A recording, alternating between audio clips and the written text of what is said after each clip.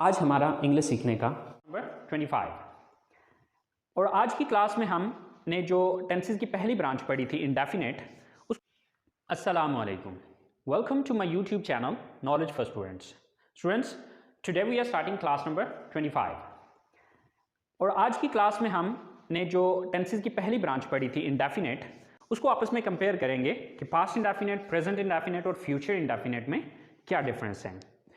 Class शुरू करने से पहले अगर अभी तक आप लोगों ने मेरे चैनल को सब्सक्राइब नहीं किया तो प्लीज़ सब्सक्राइब के बटन पे क्लिक कर दें। अगर आपको मेरी वीडियोस पसंद आ रही हैं और अगर आप इनसे कुछ सीख रहे हैं तो प्लीज़ लाइक एंड शेयर के बटन पे क्लिक कीजिए। और अगर आपको कोई भी मसला हो रहा है, कोई परेशानी हो रही है तो आप लोग कमेंट्स बॉक्स में जाके कमेंट्स कर सकते हैं। और स्टूडेंट्स, मैं इस क्लास की डिस्क्रिप्शन में अपना व्हाट्सअप नंबर दे रहा हूँ, तो आप में से जो भी स्टूडेंट्स मुझसे कांटेक्ट करना चाहें या मेरा व्हाट्सअप ग्रुप ज्वाइन करना चाहें वो मुझे टेक्स्ट कर दें, मैं उनको अपने ग्रुप में ऐड कर दूंगा। तो चलें गाइस, स्टार्ट करते हैं हमारी आज की क्लास। स्टूडेंट्स, आज की क्लास में हम इंडेफिनेट टेंस जो हमने टेंसेस की पहली ब्रांच डिस्कस की थी, जिसमें हमने प्रेजेंट इंडेफिनेट, पास्ट इंडेफिनेट और फ्यूचर इंडेफिनेट को डिस्कस किया था पिछली 3 क्लासेस में। तो आज की क्लास में हम इन तीनों का पास्ट इंडेफिनेट, प्रेजेंट इंडेफिनेट और फ्यूचर इंडेफिनेट, इन तीनों का डिफरेंस देखेंगे कि इन तीनों सेंटेंसेस के अंदर किस तरह का डिफरेंस आता है। ओके, बहुत सिंपल सा एक फार्मूला बता रहा हूं, अपने दिमाग में वो फार्मूला बिठा लें। अगर आप वो फार्मूला अपने जहन में रखते हैं तो आप सिर्फ अगर प्रेजेंट टेंस के बारे में जानते हैं तो उसका पास्ट या उसका फ्यूचर बनाना आपके लिए कोई भी प्रॉब्लम नहीं है। अब वो फार्मूला क्या है? सिंपल सी 3 बातें। प्रेजेंट में हम फर्स्ट फॉर्म यूज करते हैं, पास्ट में हम सेकेंड फॉर्म यूज करते हैं और फ्यूचर में हम फर्स्ट फॉर्म के साथ विल या शैल का इस्तेमाल करते हैं। बस ये एक बात जहन में रखिएगा। आप इस बात को अगर आप जहन में रखते हैं तो प्रेजेंट टेंस से आगे आप उसका पास्ट या फिर आगे उसका फ्यूचर आसानी के साथ बना सकते हैं। ठीक है, एक दफा फिर से रिपीट कर रहा हूं। प्रेजेंट में हम यूज करते हैं फर्स्ट फॉर्म, पास्ट में हम यूज करते हैं सेकंड फॉर्म और फ्यूचर में हम यूज करते हैं फर्स्ट फॉर्म से पहले विल या शैल। ठीक है, ये देख सकते हैं लाइव आईडी $25 मैंने आज के दिन कमाए हैं। ये पाकिस्तानी रुपीज़ 8,000 रुपये बनते हैं। तो अगर आप भी इस लेवल की इनकम करना चाहते हैं, पैसे कमाना चाहते हैं, एक फ्री मीटिंग ज्वाइन करके आप भी इस लेवल की इनकम कर सकते हैं। रोज़ाना कमाएं और रोज़ाना अपना कमाया हुआ पैसा, जायज़ कैश इजी पैसा बैंक कहीं पे भी आप निकलवा सकते हैं। अभी यहाँ का स्क्रीनशॉट लेके आप व्हाट्सएप करें या फिर व्हाट्सएप पे मैसेज करें, मैं डिटेल सेंड करता हूँ। Thank you. ठीक है। लेकिन ये भी याद रखिएगा, आजकल की अगर हम मॉडर्न इंग्लिश को देखें तो मॉडर्न इंग्लिश में हम ज्यादातर सिर्फ विल का ही यूज कर रहे हैं। शैल का यूज जो है वो डे बाय डे खत्म होता जा रहा है। ठीक है, सो ज्यादातर जो है वो शैल की जगह पे विल ही यूज किया जा रहा होता है। बहरहाल आपने शैल और विल दोनों का जहन में रखना है। ठीक है, तो सबसे पहले मैंने स्ट्रक्चर लिखी है प्रेजेंट की, सब्जेक्ट प्लस फर्स्ट फॉर्म और फर्स्ट फॉर्म के साथ एस या ई एस। लेकिन ये एस या ई एस तब लगेगा जब सब्जेक्ट ही, शी, इट या सिंगल नेम है। तो आपको पता है कि जब हमने प्रेजेंट इंडेफिनिट टेंस को डिस्कस किया था तो उसको हमने 2 पार्ट्स में पढ़ा था। ठीक है, एक पार्ट जो हमने पहला पढ़ा था वो आई, वी, यू, दे और प्लूरल नाउन के साथ था, जिसमें ये एस या ई एस नहीं आ रहा था। ठीक है, उसकी स्ट्रक्चर क्या थी? Subject plus first form plus object. लेकिन जो इसका दूसरा पार्ट पढ़ा था वो हमने पढ़ा था ही, शी, इट और सिंगल नेम के साथ।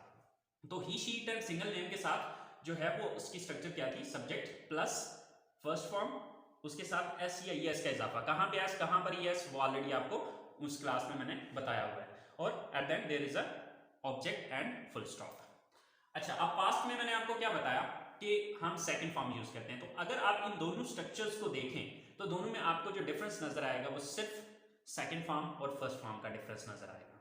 ठीक है, बाकी सब्जेक्ट सब्जेक्ट, फर्स्ट फॉर्म, यहां पर सेकंड फॉर्म और यहां पर ऑब्जेक्ट ऑब्जेक्ट। ठीक है, बाकी सब सेम है, डिफरेंस जो आ रहा है वो सिर्फ इस जगह पर आ रहा है। ठीक है, इसी तरह से हमारी जो तीसरी स्ट्रक्चर है वो है subject plus will, shell plus first form plus object. तो अगर आप इस स्ट्रक्चर को भी देखें तो मैंने आपको जो फार्मूला बताया था सेम देखें, वही चीज यहां पर भी अप्लाई हो रही है। और यहां पर डिफरेंस क्या आ रहा है कि फर्स्ट फॉर्म से पहले विल या शैल लगा दिया गया। ठीक है, अच्छा, अब प्रेजेंट इंडेफिनेट मौजूदा वक्त में जो कुछ करते हैं, पास्ट इंडेफिनेट गुजरे हुए वक्त में जो कुछ किया और फ्यूचर इंडेफिनेट आने वाले वक्त में आप जो कुछ भी करेंगे। तो स्टूडेंट्स, अगर आप प्रेजेंट टेंस के बारे में जानते हैं तो स्टूडेंट्स आपके लिए पास्ट बनाना या उसका फ्यूचर कन्वर्ट करना कोई प्रॉब्लम नहीं, बहुत सिंपल है, बहुत इजी है। अभी देख लीजिएगा कि मैं एक सेंटेंस बनाऊंगा, फिर उसी का आगे पास्ट में लेके जाऊंगा और उसी को आगे फ्यूचर में लेके जाऊंगा, कोई चीज नहीं है, बस वही जो 3 लाइनें मैंने आपको बताई हैं कि प्रेजेंट में फर्स्ट फॉर्म, पास्ट में सेकंड फॉर्म और फ्यूचर में फर्स्ट फॉर्म से पहले विल या शैल। यही फार्मूला मैं जितने भी सेंटेंसेस बनाऊंगा सब में यही चीज अप्लाई करूंगा। तो चलें देखते हैं कि क्या डिफरेंस आ रहा है।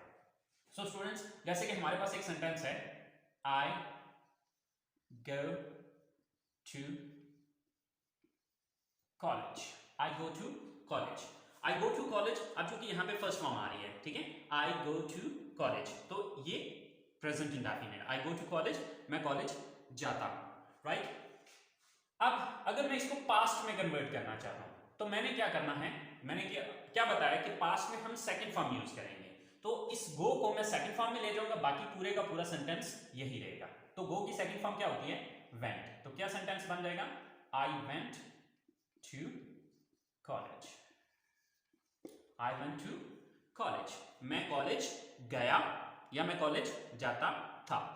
I go to college, I went to college. तो देखेंगे अगर पूरे सेंटेंस को आप नोटिस करें तो फर्क किस चीज का आ रहा है कि यहां पर फर्स्ट फॉर्म लग रही है, यहां पर सेकंड फॉर्म लग रही है, बाकी सारे का सारा सेंटेंस जो है सेम वही है जो हमने प्रेजेंट में बनाया। अच्छा, फ्यूचर के बारे में क्या है कि अगर मैं इसी बात को कि मैं कॉलेज जाऊंगा, अगर मैं इसी बात को फ्यूचर में लेके जाना चाह रहा हूं तो आपको पता है कि फर्स्ट फॉर्म से पहले शैल या विल, तो अब सब्जेक्ट को देख लेना है कि यहां पर शैल लगाएं या विल लगाएं, तो आई है तो आई के साथ शैल आता है, लेकिन अगर आप आई के साथ विल भी यूज करेंगे तो ठीक है, चल जाएगा, ठीक है, लेकिन बेहतर यह है कि आई शैल का यूज किया जाए। I shall go to college, I shall go to college, कि मैं कॉलेज जाऊंगा। तो स्टूडेंट्स देखें कि क्या इन तीनों सेंटेंसेस के अंदर क्या फर्क आया है, वही 3 बातें जो मैंने बताई हैं कि प्रेजेंट में फर्स्ट फॉर्म आ रही है, पास्ट में सेकंड फॉर्म आ रही है और फ्यूचर में फर्स्ट फॉर्म से पहले विल या शैल आ रहा है, ठीक है। अच्छा, एक आध और सेंटेंस बना के देख लेते हैं।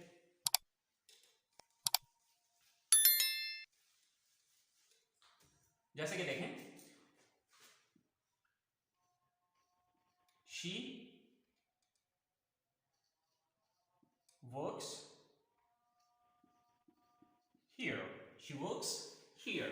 अब वर्क था तो इसके साथ SEIS, वजह क्या है कि यहां पर सब्जेक्ट ही, शी, इट या सिंगल नेम में से कोई एक है, ठीक है, तो यहाँ पे शी था तो इसलिए मुझे यहाँ पर S लगाना पड़ा। अगर आई को यू दे या प्लूरल नाउन में से होता तो सिंपल मैं वर्क लिखता, SEIS का इजाफा नहीं करता, ठीक है। So she works here. अब इसी बात को मैं पास्ट में लेके जाना चाह रहा हूं, ठीक है, तो अब पास्ट में कन्वर्ट करने के लिए क्या करूंगा, शी वर्कड। अब क्या है, वर्क की सेकंड फॉर्म लगाऊंगा क्योंकि पास्ट में हम सेकंड फॉर्म यूज करते हैं। So she worked here,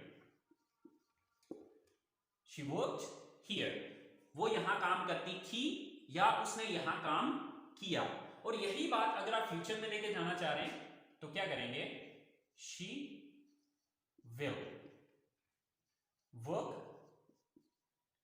here, she will work here, वो यहां काम करेगी, शी विल वर्क हियर, वो यहां काम करेगी। सो आई होप सो स्टूडेंट्स आपको ये डिफरेंस समझ में आ गया होगा कि प्रेजेंट में फर्स्ट फॉर्म, पास्ट में सेकंड फॉर्म और फ्यूचर में फर्स्ट फॉर्म से पहले विल या शैल, ठीक है। तो अब डिफरेंस आपके सामने है कि वही 3 बातें अगर आप जहन में रखें तो पास्ट इंडेफिनिट, प्रेजेंट इंडेफिनिट और फ्यूचर इंडेफिनिट टेंस आपके लिए कोई प्रॉब्लम नहीं है, ठीक है। तो अब इसके नेगेटिव्स जरा बना के देख लेते हैं। स्टूडेंट्स, इंडेफिनिट टेंस के जब हम नेगेटिव्स बनाते हैं तो प्रेजेंट की स्ट्रक्चर क्या है, सब्जेक्ट प्लस डू या डज। अब डू कहां पे लगेगा, डज कहां पर लगेगा, ये चीज प्रेजेंट इंडेफिनिट टेंस को पढ़ते हुए मैंने एक्सप्लेन की थी, लेकिन फिर एक दफा बता देता हूं कि देखें पहले हम SEIS का इजाफा इस जगह पर कर रहे थे, ठीक है, और अब यहां पर हम इजाफा डू के साथ करके उसको डज बना रहे हैं, ठीक है। तो जब ऑलरेडी SEIS यहां पर लग चुका है तो फिर यहां से खत्म हो चुका है, ठीक है। सो डू नॉट या फिर डज नॉट। अब डू कहां पे लगेगा, आई, वी, यू, दे या प्लूरल नाउन होगा तो उसके साथ डू नॉट आएगा, और अगर सब्जेक्ट ही, शी, इट या सिंगल नेम में से होगा तो फिर डज नॉट आएगा, ठीक है, plus first form plus object. अब पास्ट की अगर हम बात करें तो पास्ट में subject plus did not plus first form plus object. अच्छा, अब आप यहां पर एक चीज सोच रहे होंगे कि सर आपने तो कहा था कि पास्ट में हम सेकंड फॉर्म यूज करते हैं, तो यहां पर तो फर्स्ट फॉर्म आ रही है। तो बच्चे यहां पर भी सेकंड फॉर्म आ रही है, लेकिन यहां पर सेकंड फॉर्म हमने किसकी लगाई है? डू की। तो डू की सेकंड फॉर्म क्या है? डिड। ठीक है, डू की सेकंड फॉर्म क्या होती है? डिड होती है। ठीक है, तो जब ऑलरेडी सेकंड फॉर्म पहले आ चुकी है तो अब आगे सेकंड फॉर्म नहीं लगाई जाएगी। ठीक है, तो डिड ऑलरेडी आ चुका है, इसलिए अब हमने आगे जो, क्योंकि ये ग्रामर का एक रूल है कि सेकंड फॉर्म सेंटेंस में सिर्फ एक ही दफा आ सकती है। ठीक है, तो जब ऑलरेडी डिड यहां पर सेकंड फॉर्म आ चुकी है तो अब आगे यहां पर सेकंड फॉर्म इस्तेमाल नहीं होगी। ठीक है, so subject plus did not plus first form plus object. अच्छा, अब यहां पर हम क्या कर रहे हैं? जो फ्यूचर की स्ट्रक्चर है, फ्यूचर की स्ट्रक्चर में है सब्जेक्ट प्लस विल या शैल plus not plus first form plus object. अच्छा, अब आपके माइंड में एक चीज यहां पर आ रही होगी कि सर हमने यहां पर विल और शैल के बाद नॉट क्यों लगाया और यहां पर डू और डज क्यों लगाया? देखिए, यहां पर इन दोनों सेंटेंसेस के अंदर हेल्पिंग वर्ब मौजूद नहीं था। ठीक है, असल में वर्ब भी दो तरह के होते हैं। एक होते हैं हेल्पिंग वर्ब। हेल्पिंग वर्ब कौन से होते हैं? जो कि हमें जमाना पहचानने में हमारी मदद करते हैं कि ये कौन सा जमाना है, ये पास्ट है, प्रेजेंट है या फिर फ्यूचर है। जैसे कि देखें, इज एम आर। अब इज एम आर जो है वो हमें ये बताता है कि ये प्रेजेंट है। ठीक है, अब यही जब वाज वर बनता है तो वाज वर हमें ये शो करता है कि ये तो पास्ट है। ठीक है, और इसी तरह से हैज और हैव को अगर हम देखते हैं तो हैज और हैव प्रेजेंट को शो करता है, तो ये हेल्पिंग वर्ब है। अब हैड जो है ये पास्ट को शो करता है। ठीक है, तो यानी कि वो वर्ड्स जो कि हमें जमाना पहचानने में मदद करते हैं उनको कहा जाता है हेल्पिंग वर्ब। ठीक है, अब अगर किसी सेंटेंस के अंदर हेल्पिंग वर्ब मौजूद नहीं है तो फिर उसके अंदर हमें डू नॉट, डज नॉट या डिड नॉट का इस्तेमाल करना पड़ता है। लेकिन अगर हमारे पास हेल्पिंग वर्ब मौजूद है, आप देखें ना, विल जो है ये हमें ये बताता है कि ये फ्यूचर है।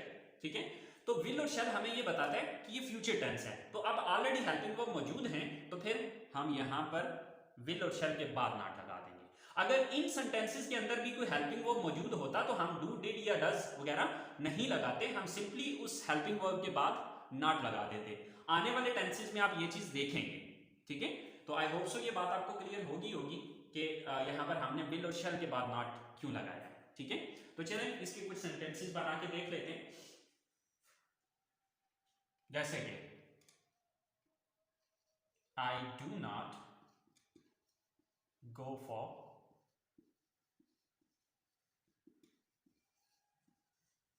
Morning walk. I do not go for morning walk, कि मैं मॉर्निंग वॉक के लिए नहीं जाता हूं। आप इसको पास्ट में लेके जाना है तो डू की सेकंड फॉर्म यहां पे लगा दें। डू की सेकंड फॉर्म है did. I did not go for morning walk. I did not go for morning walk, कि मैं मॉर्निंग वॉक के लिए नहीं जाता था या नहीं गया। राइट, और अगर मैं इसी को फ्यूचर में लेके जाना चाहता हूं, आई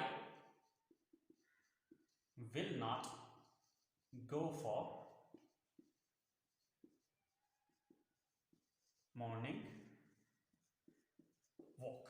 आई will not go, sorry, I will not, आप इसकी जगह शेल लगाएं क्योंकि हकीकत में तो शेल ही आता है, लेकिन मॉडर्न इंग्लिश में शेल का यूज बहुत कम हो रहा है, तो शेल की जगह आप विल लगा सकते हैं। ठीक है, so I will not go for morning walk या I shall not go for morning walk, मैं मॉर्निंग वॉक के लिए नहीं जाऊंगा। ठीक है, तो स्टूडेंट्स अगर आप यहां पर डिफरेंस देखें तो सिर्फ इस चीज का, ठीक है, तो वही चीज है कि फर्स्ट फॉर्म है, ये उसकी सेकंड फॉर्म है, और यहां पर शैल या विल फर्स्ट फॉर्म के साथ, सिंपल। ठीक है, अच्छा, अब हम इसके इंट्रोगेटिव सेंटेंसेस को देख लेते हैं। सो स्टूडेंट्स, इंट्रोगेटिव सेंटेंसेस भी कोई प्रॉब्लम नहीं है, कोई मुश्किल नहीं है, बहुत सिंपल और बहुत इजी है। जैसे कि ऑलरेडी पिछली क्लासेस में मैं आपको बता चुका हूं कि जब हम किसी चीज का नेगेटिव बनाते हैं, जब हम किसी सेंटेंस का नेगेटिव बनाते हैं तो आप ये चीज देख लें कि किस लफ्ज के बाद आपने नॉट लगाया था। जिस लफ्ज के बाद आपने नॉट लगाया था उस लफ्ज को उठा के सेंटेंस के शुरू में ले जाएं तो वो इंट्रोगेटिव बन जाएगा। अब यहां पर हमने प्रेजेंट में किसके बाद नॉट लगाया था? डू और डज के बाद, तो इसका मतलब है ये डू और डज यहां पर आ जाएगा।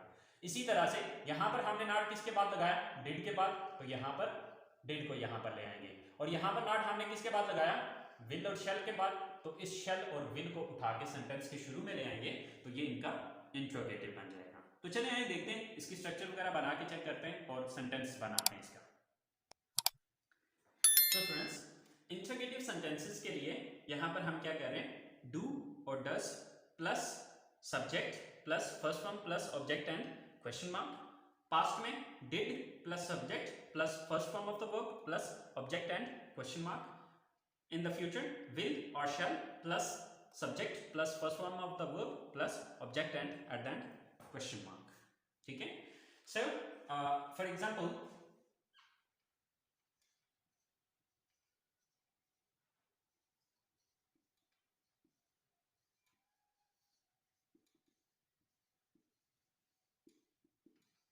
do you watch English movies? Do you watch English movies? क्या आप इंग्लिश मूवीज देखते हैं? अब अगर हम इसको पास्ट में कन्वर्ट करना चाहते हैं तो डू की सेकंड फॉर्म लगा दें यहां पे, डिड। डिड यू वॉच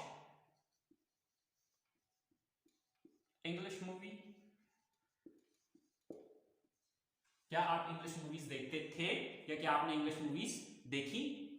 और अगर हम इसको फ्यूचर में लेके जाना चाहते हैं, विल यू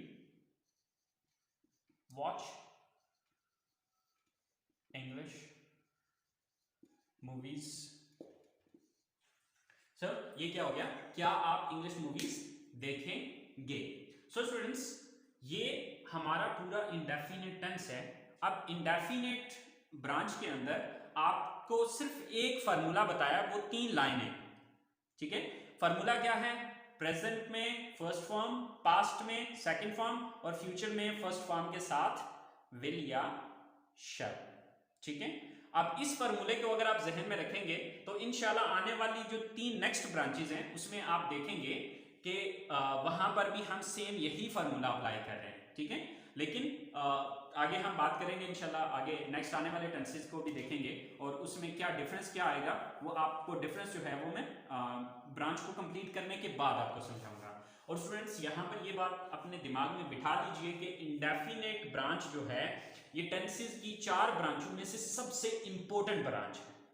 ठीक है, जो सबसे ज्यादा यूज की जाती है, जिसका राइटिंग में, स्पीकिंग में, यानी कि सबसे ज्यादा यूज जो है वो इसका होता है, इंडेफिनेट ब्रांच का। चाहे वो पास्ट इंडेफिनेट है, चाहे वो प्रेजेंट इंडेफिनेट है, चाहे वो फ्यूचर इंडेफिनेट है। इंडेफिनेट की ये तीनों ब्रांचेस बहुत इंपॉर्टेंट है और बहुत ज्यादा यूज होने वाली है और बहुत सिंपल है, कोई लंबी चौड़ी कहानियां कोई नहीं है। बस बात वही है कि प्रेजेंट में फर्स्ट फॉर्म, पास्ट में सेकंड फॉर्म और फ्यूचर में फर्स्ट फॉर्म के साथ विल या शैल का इस्तेमाल किया जाएगा। That's it.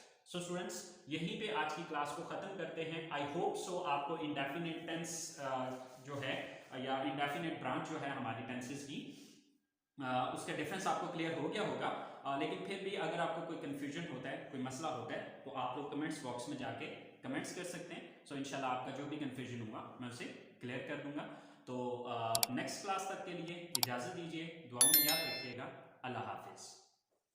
ये देख सकते हैं लाइव आईडी $25 मैंने आज के दिन कमाए हैं। ये पाकिस्तानी रुपीज़ 8,000 रुपये बनते हैं। तो अगर आप भी इस लेवल की इनकम करना चाहते हैं, पैसे कमाना चाहते हैं, एक फ्री मीटिंग ज्वाइन करके आप भी इस लेवल की इनकम कर सकते हैं। रोज़ाना कमाएं और रोज़ाना अपना कमाया हुआ पैसा, जायज़ कैश ईजी पैसा बैंक कहीं पे भी आप निकलवा सकते हैं। अभी यहाँ का स्क्रीनशॉट लेके आप व्हाट्सएप करें या फिर व्हाट्सएप पे मैसेज करें, मैं डिटेल सेंड करता हूँ। Thank you.